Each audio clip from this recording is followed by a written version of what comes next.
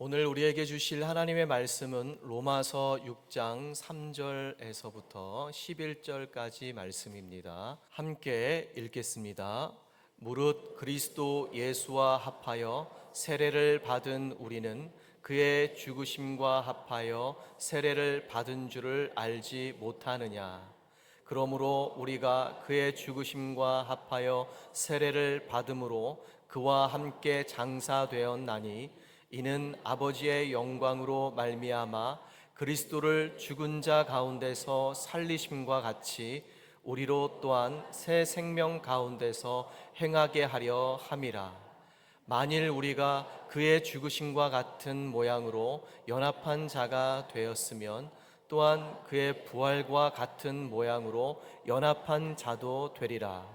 우리가 알거니와 우리의 옛 사람이 예수와 함께 십자가에 못 박힌 것은 죄의 몸이 죽어 다시는 우리가 죄에게 종노릇하지 아니하려 함이니 이는 죽은 자가 죄에서 벗어나 의롭다 하심을 얻었음이라. 만일 우리가 그리스도와 함께 죽었으면 또한 그와 함께 살 줄을 믿노니 이는 그리스도께서 죽은 자 가운데서 살아나셨음에 다시 죽지 아니하시고 사망이 다시 그를 주장하지 못할 줄을 알미로라. 그가 죽으심은 죄에 대하여 단번에 죽으심이요 그가 살아계심은 하나님께 대하여 살아계심이니 이와 같이 너희도 너희 자신을 죄에 대하여는 죽은 자요 그리스도 예수 안에서 하나님께 대하여는 살아있는 자로 여길지어다. 아멘. 로마서 6장 3절부터 11절 말씀 중심으로 옛사람은 죽고 새 사람으로 살아가라 라는 제목으로 말씀을 나누도록 하겠습니다. 우리 옆에 있는 분하고 인사하겠습니다. 성령으로 충만합시다. 다시 한번 인사하실 때 복음의 은혜로 사랑을 전합시다. 네, 주일 예배를 통하여 하나님의 은혜와 복을 받으시기를 주님의 이름으로 축원합니다. 우리 교회는 매년 8월 첫째 주일날 무엇을 하죠? 네, 침례를 합니다. 그래서 첫째 주일이 침례 주일이기도 합니다. 오늘 침례를 받는 성도님들에게는 매우 뜻깊은 날이겠죠. 그리고 이미 전에 세례나 침례를 받은 성도님들에게는 자신의 신앙을 다시 돌아보는 은혜의 날이 되시기를 소망합니다. 교회에서 침례하는구나. 그것이 끝이 아니라 그분들 은혜 받으면 되지. 그것이 아니라 나는 이미 침례 교인이고 세례 교인입니다. 그러면 나는 죽고 예수로 살아간다는 믿음의 결심과 결단을 통해서 또한 침례 세례를 받으셨을 겁니다. 중요한 것은 자신의 신앙을 다시 돌아보는, 다시 그때의 결심과 결단을 가지고 살아가고 있는지를 돌아보는 시간이 되어야 된다는 겁니다.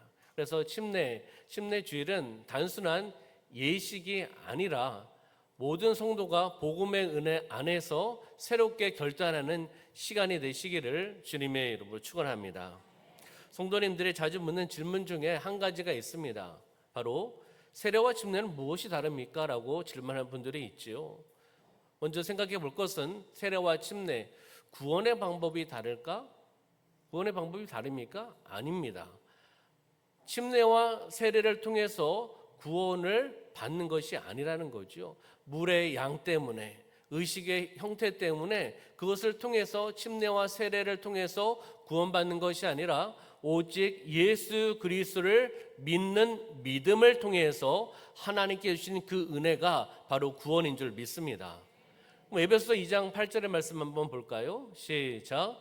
너희는 그 은혜에 의하여 믿음으로 말미암아 구원을 받았으니 하나님의 선물이라. 아멘. 그 은혜, 하나님의 은혜, 바로 믿음으로 말미암아, 예수 그리스도를 믿는 믿음으로 말미암아 하나님께서 준비하신 선물이 바로 구원인 줄 믿습니다. 물을 사용하는 양에 따라서 구원을 받는다, 이거 아니라는 거죠. 바로 구원은 오직 십자가의 은혜, 하나님의 은혜를 통해서 주신 것인 줄 우리는 믿어야 된다는 겁니다. 다시 이야기하면은 침례 세례를 통해서 구원을 받는다라고 이야기하시면 그 공동체, 그 교회는 이단입니다. 침례를 통해서 구원을 받는 것이 아니라는 거죠. 다시 말씀드리면 오직 예수 그리스도를 나의 구원자, 나의 구세주, 나의 주인이고 나의 주님임을 믿는 그 믿음을 통해서 하나님께서 주시는 선물이 바로 구원이라는 겁니다. 그러면 다시 한번 살펴본다면 성경의 원어는 그 침례를 이야기를 합니다. 성경의 원어와 초대교회의 원형을 보면은 우리는 지금 성경에 세례라고 번역되어 있는데 그 세례의 의미, 원래의 의미를 본다면 이것은 밥티조입니다. 밥티조. 원어의 의미는 물속에 담근다, 완전히 넣다, 흠뻑 적신다, 그리고 잠기게 하다라는 의미라는 겁니다. 예수님께서 침례를 받으셨습니까? 안 받으셨습니까? 찾아봐야 됩니까? 네. 어디서 받으셨죠? 네. U자로 시작합니다. 네, 요단강에서 받으셨습니다. 누구를 통해서 받으셨죠? 네. 세례 요한을 통해서 받으셨습니다. 마태복음 3장 16절 말씀 보면 예수께서 세례를 받으시고 곧 물에서 어떻게 해요? 올라오실세라고 말씀하고 있는 거죠. 예수님께서 요단강에서 세례 요한을 통해서 침례를 받으시고 물에서 올라오시는 거예요. 그러니까 물에 들어가셨다가 나오시는 것을 이야기하는 거죠. 그리고 초대 교회가 그 말씀을 통해서 실천을 합니다. 빌립과 에디오피아 네시가 만나죠. 그러면서 둘이 다 물에 내려갑니다. 왜 물에 내려갈까요? 물장구 치려고? 날씨가 더우니까? 그거 아니죠. 침례를 받기 위해서 내려가는 거죠. 빌립이 에디오피아 네시에게 침례를 주고 물에 내려가는 거고요. 다시 물에서 올라오는 것을 보게 되는 겁니다. 바로 예수님의 모범을 통해서 초대교회의 그 실천을 통해서 바로 침례를 하였다라는 것을 우리가 알 수 있는 것을 보게 되는 겁니다. 바로 신약 성경에서 침례는 몸 전체를 물속에 잠그는 모습을 이야기하고 있는 것을 보게 됩니다. 그러면 왜 교회는 세례를 시행했는가? 그러면 침례를 해야지 왜 세례를 하고 있는가라는 것을 생각해 볼 수 있는 거겠죠. 왜냐하면 세 가지를 볼 수가 있습니다. 지리 및 기후 때문에 그렇습니다. 복음이 확산되고 복음이 전파되면서 유럽 그리고 사막 지역으로 전파되면서 그 지역 가운데 물이 부족하거나 그렇잖아요. 사막 지대는 또 물이 드물지 않습니까? 물이 없는데 어떻게 물에 잠기는 침례를 할 수 있겠습니까? 그리고 겨울이 되어서 매우 추운 지역에 물에 들어가는 거 쉽겠습니까? 우리는 이제 침례를 겨울에 해야 되겠습니다. 네, 그렇잖아요. 뭐 군인 동계 훈련도 아니고 물에 들어가기 쉽지 않잖아요. 그렇기 때문에 그 상황 때문에 약식 세례를 하게 되었다는 겁니다. 그리고 건강 상태에 있어서 병든 사람이나 또한 몸이 연약한 분들도 있을 수 있잖아요. 노약자들 그리고 전신에 물을 담글 수 없는 그런 분들도 있습니다. 그렇기 때문에 물에 담그는 예식 침례를 하지 않고 세례를 했다는 것을 볼 수가 있습니다. 부득이한 그런 상황 속에서 상황적으로 적응하기 위해서 물을 머리에 붓거나 뿌리는 방식 세례를 채택했다는 것을 보게 되는 겁니다. 다시 이야기하면 복음의 확산 때문에 그런 겁니다. 의식 형태보다는 언약의 본질, 상징적인 의미를 통해서 그것을 적용한 거죠. 유연하게 적용하면서 세례가 진행되었다는 것을 보게 되는 겁니다. 다시 이야기하면 세례와 침례는 동일성상에 있는 거예요. 같은 의미고 같은 본질입니다. 그리고 한국 교회에서도 그대로 적용을 하고 있는 것을 보게 되는 거죠. 그러면 침례는 방법을 강조를 합니다. 의식을 또한 강조를 합니다. 그리고 성경적인 언어와 신약의 사례, 아까도 말씀드렸듯이 언어, 밥티조, 물에 잠근다, 가라앉는다 그런 의미잖아요. 그래서 성경의 언어와 신약의 그 사례를 강조하면서 침례교회에서 또 순복음교단, 오순절적인 교단에서 침례를 합니다. 우리 교단은 예수교 대한 하나님의 성회입니다. 그리고 기독교 대한 하나님의 성회도 있습니다. 이 두 교단이 순복음 교단이에요. 그래서 침례 교단하고 순복음 교단, 성결교에서도 하는 곳이 있고 안 하는 곳이 있습니다. 어쨌든 우리는 예수교에 대한 하나님의 성회예요. 그리고 하나님의 교회도 있습니다. 하나님의 교회와 하나님의 성회는 전혀 다릅니다. 우리는 하나님의 성회라고 얘기했잖아요. 예수교에 대한 하나님의 성회. 하나님의 교회는 뭐죠? 무슨 단? 이단입니다. 그리고 예수교에 대한 하나님의 교회입니다라고 얘기하면 안 됩니다. 예수교에 대한 하나님의 성회가 우리 교단의 이름이에요. 그래서 그렇게 말씀을 드리는 거고요. 그리고 장로교, 감리교에서는 바로 언약과 성령의 씻으심을 상징적으로 그것을 나타내면서 장로교, 감리교에서 세례를 시행하고 있는 것을 보게 됩니다. 저도 한 1년 정도 장로교에서 사역할 때가 있었습니다. 그래서 세례를 준비하고 세례에 대한 것들을 알고 또 세례 교육을 시킨 적이 있습니다. 저희 교회에서도 물에 못 들어가시는 분들은 세례합니다. 먼저 세례를 하고 그 다음에 침례를 하고 있습니다. 서로 방식은 다르지만은 중요한 것은 모두 삼위 하나님의 이름으로 베푼다는 겁니다. 성부, 성자, 성령의 이름으로 세례, 침례를 하고 있다는 것은 동일한 이야기입니다. 그리고 모두가 예수 그리스도의 죽음과 부활을 상징하고 있다는 것을 보게 됩니다. 그리고 모두 재시승과 생명을 고백하는 신앙의 표지, 신앙의 상징적인 것을 의미하고 있다는 겁니다. 중요한 것은 예식이 아니라 복음입니다. 복음이 중요한 거예요. 형태가 중요한 것이 아니라 복음이 중요하다는 것을 우리에게 말씀을 해주고 있는 겁니다. 그렇기 때문에 나는 침례 받았는데, 나는 세례 받았는데, 그러면서 서로의 형식을 판단해서는 안 됩니다. 그때 섬겼을 때 그 교회가, 그 교단이 그것을 했으면 세례였고 침례였으면 침례였습니다. 여러분들이 선택할 권한이 없었다는 거죠. 그 교단의 상황에 따라서 진행되는 부분이기 때문이죠. 그래서 형식을 판단하는 것이 아니라 중요한 것은 복음이라는 거예요. 두 예식이 공통적으로 가리키고 있는 것은 예수 그리스도의 십자가와 부활을 바라보고 있는 겁니다. 십자가 부활을 붙드시기를 소망합니다. 아멘. 그래서 아까도 말씀드렸듯이 한국 교회에서 세례와 그리고 침례는 동일합니다. 그러면 생각해 볼 수 있겠죠. 장로교, 감리교회를 섬기시다가 직장 때문에 또 가정 때문에 이사를 오셨어요. 그래서 침례교회나 오순절적인 교회, 다시 얘기하면 순복음 교회를 오실 수 있잖아요. 신앙생활 할 수 있습니다. 그러면 세례를 받고 오셨습니다. 그랬을 때 이 교회는, 우리 교회도 마찬가지잖아요. 침례를 하고 있잖아요. 침례를 다시 받아야 되느냐? 다시 안 받으셔도 됩니다. 그것은 기하성이나 예하성이나 제 목회 방향 동일합니다. 믿음의 선배들도 동일합니다. 그러나 성령께서 마음의 감동을 주셔서 나는 약식세례를 받았지만 침례를 받고 싶은 마음의 감동을 주시면, 신청을 하시면 침례를 받을 수가 있습니다.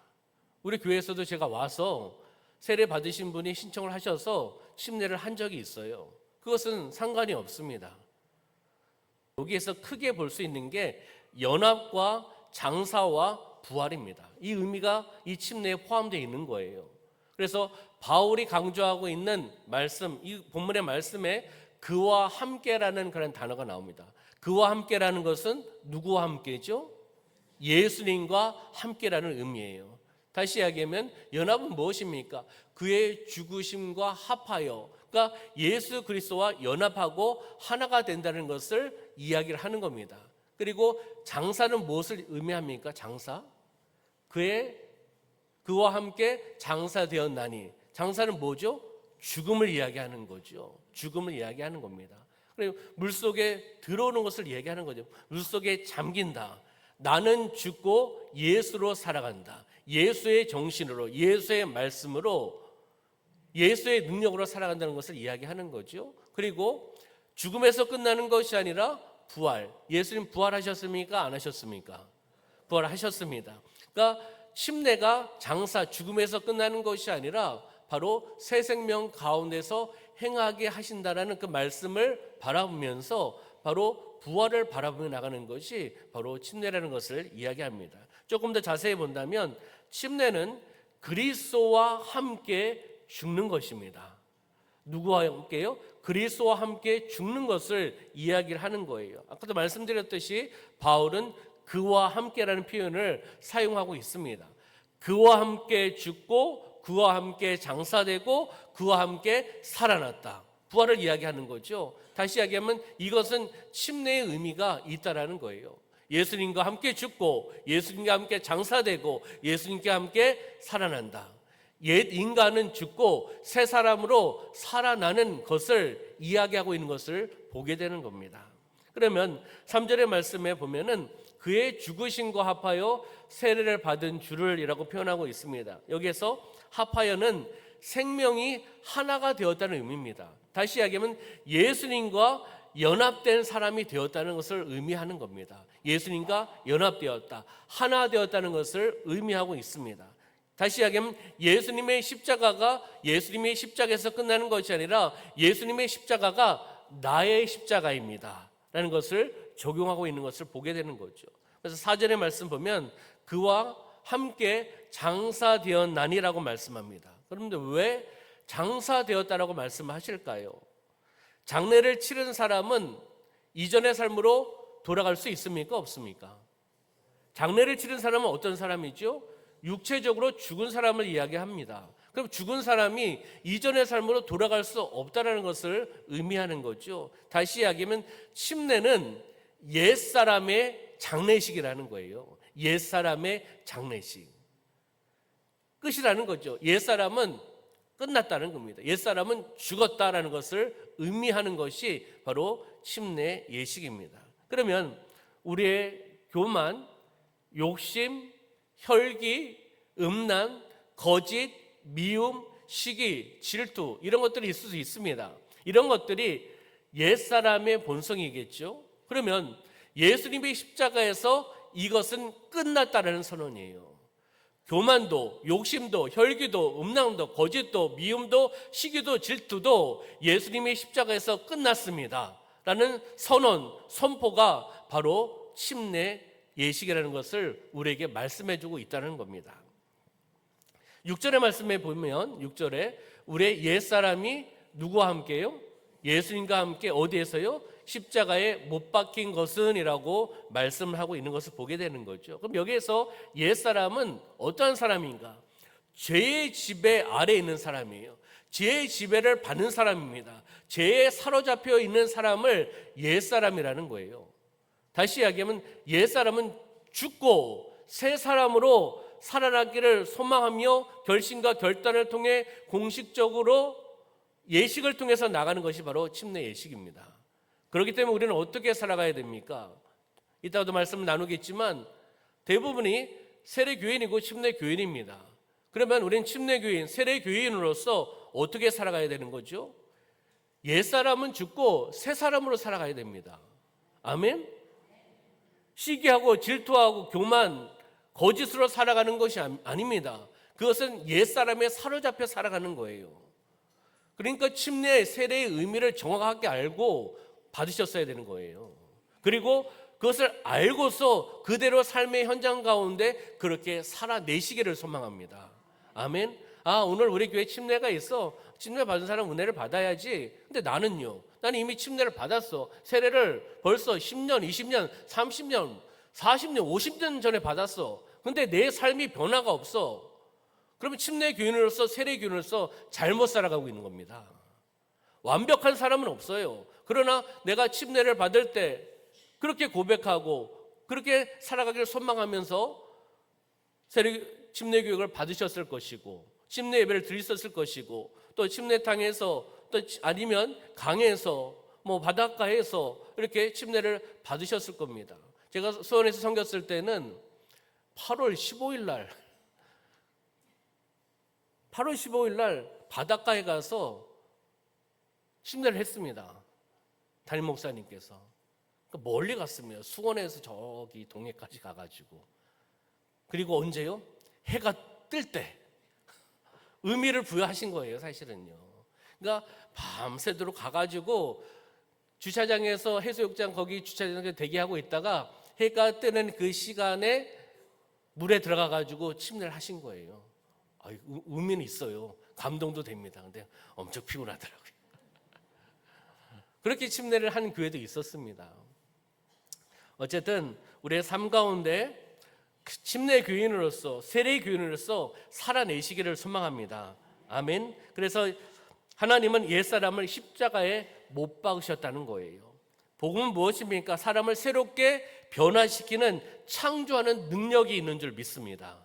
아멘. 복음은요, 우리를 변화시키는 능력이 있다는 거예요. 그러니까 복음을 받아들이셔야 되고 복음을 만나야 된다는 겁니다. 복음은 무엇입니까? 진리입니다. 말씀입니다. 예수 그리스도입니다. 그 복음을 통해서 우리가 침례교인으로서, 세례교인으로서 잘 살아내는 삶이 되시기를 주님의 이름으로 축원합니다.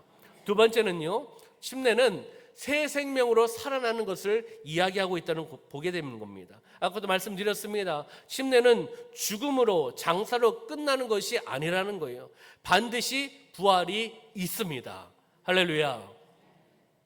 예수님은 사흘 만에 다시 부활하셨습니다. 살아나셨습니다. 다시 이야기하면 침례는 부활에 참여하는 것을 의미하고 있다는 거죠. 그러면서 4절 말씀 보니까 새 생명 가운데서 행하게 하려 함이라라고 말씀하고 있습니다. 그럼 여기에서 새 생명은 무엇을 의미하느냐? 바로 예수 그리스도의 생명을 받은 삶을 의미하는 겁니다. 예수 그리스도의 생명을 받은 삶으로서 살아내는 거죠. 다시 이야기하면 그 밑에 있는 거죠. 죄 가운데 살던 사람이 은혜 가운데 살아가는 삶을 이야기하는 겁니다. 은혜 가운데 살아가야 된다는 것이고, 두 번째는 옛사람을 따라 살던 사람이 성령을 따라 살아가는 삶, 새롭게 살아가는 삶을 의미하는 겁니다. 세 번째는 자기중심적인 삶에서 하나님 중심의 삶으로 변화된 삶을 의미하는 겁니다. 그러면서 용서하고 사랑하고 정직하고 거룩해 살아가는 것이 바로 이 새 생명의 의미를 부여하고 있는 것을 보게 되는 겁니다. 누가요? 침례교인이, 세례교인이 이렇게 살아가야 된다는 것을 로마서 6장의 말씀을 통해서 우리에게 지금 말씀해 주고 있는 겁니다. 혹 과거에 모르셨다면 분명하게 알고 우리는 침례와 세례를 받으신 성도들이기 때문에 그렇게 살아내시기를 주님의 이름으로 축원합니다. 아멘. 그러면서 행하는 것은 생활 습관을 이야기하는 겁니다. 다시 이야기하면 예수님의 사람답게 살아가야 된다는 거예요. 하나님의 자녀가 침례를 통해서, 세례를 통해서 고백하면서 예수님의 사람답게 살아가야 되는 겁니다. 그러면 침례, 세례, 아까도 교육을 했는데 침례를, 세례를 받을 사람은 누구인가? 다 받는 거 아닙니다. 예수님을 인격적으로 만나고 예수님을 나의 구원자, 구세주로 믿지 않은 사람은 받을 수 없는 겁니다. 구원의 확신을 갖고 있는 사람이 침례의식에 동참할 수 있습니다. 그렇기 때문에 예수 그리스도를 나의 구원자로 믿은 홍길동에게 내가 성부와 성자와 성령의 이름으로 침례를 주노라 이렇게 선포하고 침례를 합니다. 앞에 뭐죠? 예수 그리스도를 나의 구원자로 믿은 홍길동에게라고 표현하는 거예요. 그렇기 때문에 예수님을 믿지 않은 사람 그냥 형식적으로 침례를 받는다? 아니에요. 그럼 받게 해서는 안 된다는 겁니다. 그냥 침례가 있으니까 그냥 침례 주세요. 은혜 아닙니까? 이거 아니라는 거예요. 구원의 확신이 있는 사람이 침례를 받고 세례를 받는 것을 의미하고 있는 겁니다. 그래서 무엇입니까? 옛사람과 새사람을 이야기할 수 있는 거겠죠. 바로 옛사람은 뭐죠?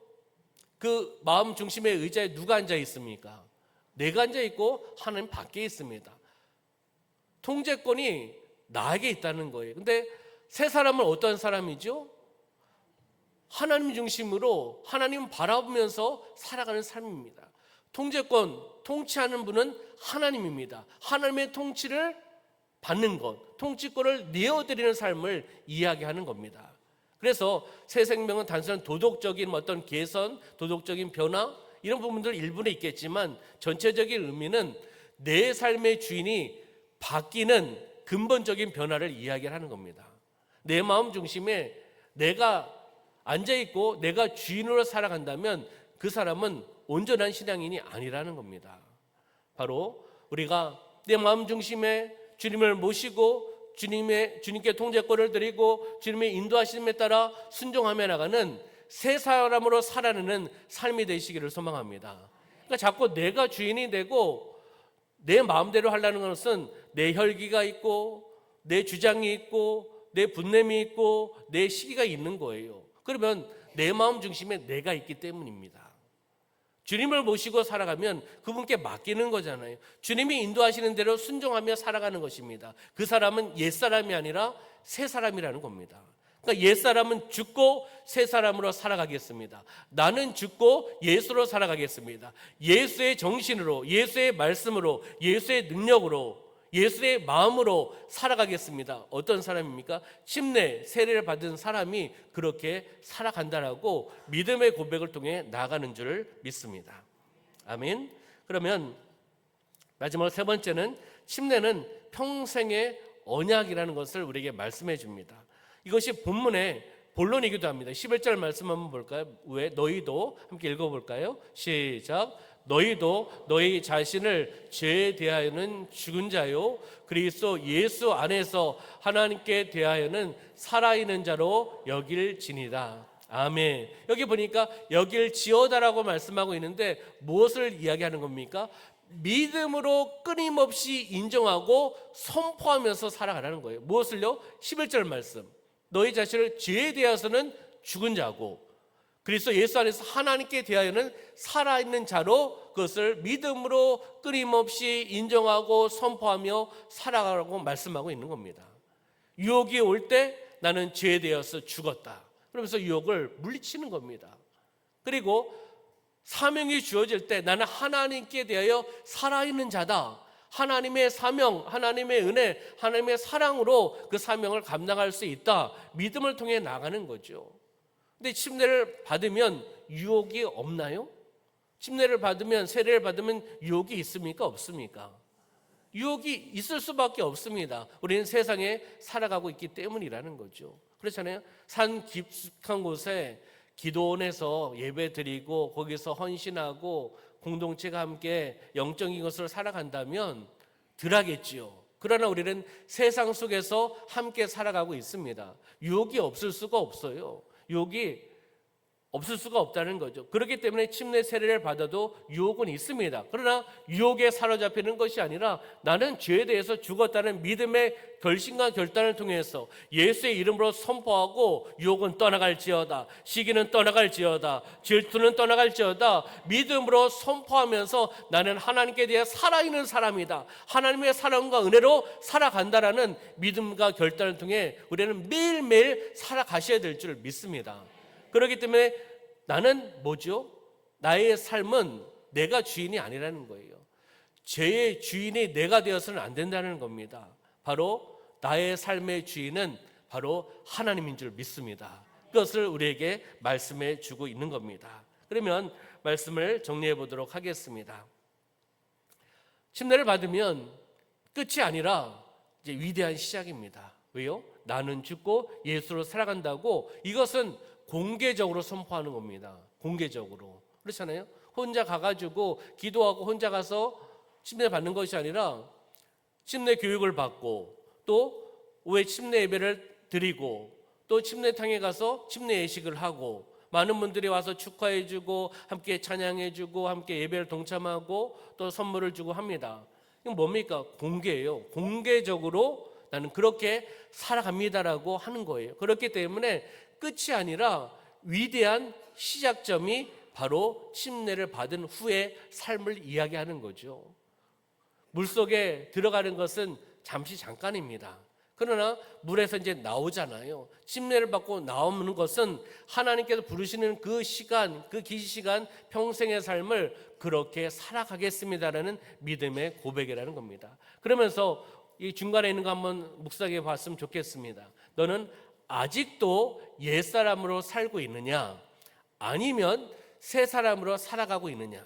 이거는 침례 세례를 받은 교인들에게 하나님께서 로마서 6장의 말씀을 통해서 오늘 침례 주의를 통해서 우리에게 말씀하고 있는 줄 믿습니다. 너는 아직도 침례를 받았고 세례를 받았고 나는 죽고 예수로 살아간다고 고백을 했는데 벌써 이렇게 살아가고 있는데 너는 아직도 옛사람으로 살아가고 있느냐? 아니면 새 사람으로 살아가고 있느냐라고 우리에게 질문하셨을 때 우리는 어떻게 주님께 답을 하시겠습니까? 그리고 다시 한번 침례주의를 통해서 우리에게 침례식을 통해서 내 자신을 다시 한번 침례 교인으로서 세례 교인으로서 나의 믿음과 나의 삶을 다시 한번 회개하고 반성하고 다시 한번 결심하며 결단하며 나가는 삶이 되시기를 주님의 이름으로 축원합니다. 바로 예수 그리스도와 함께 죽고 예수 그리스도와 함께 살아가는 것이 바로 우리의 삶이라는 것을 이야기하는 겁니다. 침례와 세례의 방식은 조금은 다를지라도 그 위대한 의미, 동일선상에 있고 본질적인 것, 복음적인 것은 바로 예수 그리스도와 함께 죽고 예수 그리스도와 함께 살아가는 것을 의미한다는 겁니다. 예수 그리스도와 함께 죽고 예수 그리스도와 함께 살아가시기를 주님의 이름으로 축원합니다. 기도하겠습니다. 참으로 좋으신 하나님 아버지, 참으로 감사합니다. 8월 첫째 주일 우리 침례주일을 통하여 로마서 6장 말씀을 통해서 우리에게 했던 들려주심을 참으로 감사합니다. 복음의 능력을 붙들고 죄에 대하여는 죽은 자로 하나님께 대하여는 살아있는 자로 승리하며 나가는 삶이 되어나갈 수 있도록 인도하여 주시옵소서. 침례 교인으로서 세례 교인으로서 우리가 믿음으로 살아내게 하여 주시옵소서. 말과 행동과 삶을 통하여 예수 그리스도만 나타내게 하여 주시고 우리가 가정과 교회와 세상에서 복음의 증인으로 살아낼 수 있도록 인도하여 주시옵소서. 어떤 유혹 속에서도 승리하며 나가게 하여 주시고 새 생명 가운데 살아내는 삶이 되어나갈 수 있도록 역사하여 주시옵소서. 하나님 감사드리며 예수님의 이름으로 기도드리옵나이다. 아멘.